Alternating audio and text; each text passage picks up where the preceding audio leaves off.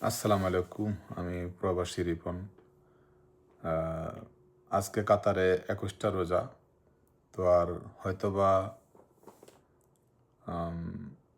৯টা থাকতে পারে রোজা বা ৮টা হতে পারে। তো আমি আশা করি ৩০টা রোজা হইলে ভালো। আর দ্বিতীয়ত রোজা আসবে, কিভাবে আসছে চলে যাইতেছে আজকে ২১টা রোজা।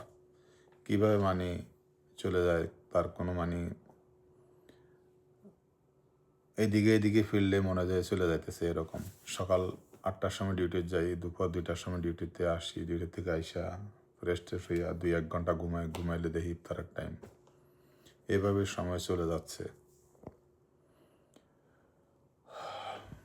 আর প্রবাসীর জীবনে এরকম।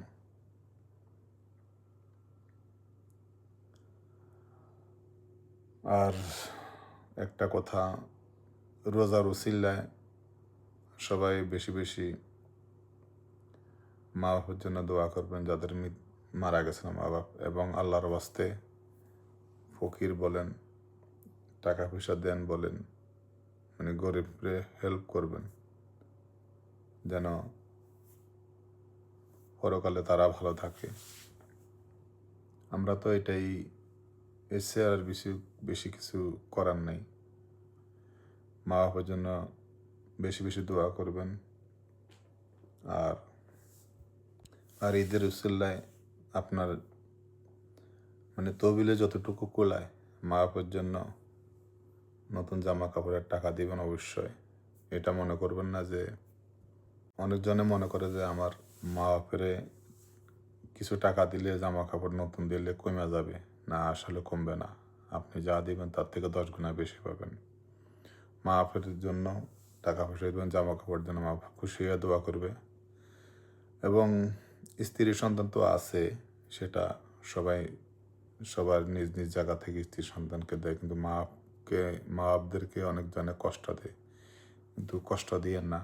কষ্ট দিলে আপনিও ভবিষ্যতে শান্তি পাবেন না। তারা মারা গেলে আপনারাও ঠিক আপনার ছেলে সন্তানও খোঁজ খবর রাখবে না। সেজন্য বলতেছে মা বাপের দিকে খেয়াল রাখবেন। হ্যাঁ, আমার মা মারা গেছেন, বাবাও মারা গেছেন। আমার মা ক্যান্সার হয়ে ইন্ডিয়াতে মারা গেছেন, আর আব্বা বাংলাদেশে মারা গেছেন 2 বছর আগে। তো সবাই ভালো থাকবেন, সবাই সবার জন্য দোয়া করবেন। আর আমার চ্যানেলটি ভালো লাগে, আমার ভিডিও ভালো লাগে, আমার চ্যানেলটি সাবস্ক্রাইব করে রাখবেন, পাশে থাকবেন, লাইক কমেন্ট করুন। আল্লাহ হাফিজ, আসসালামু আলাইকুম।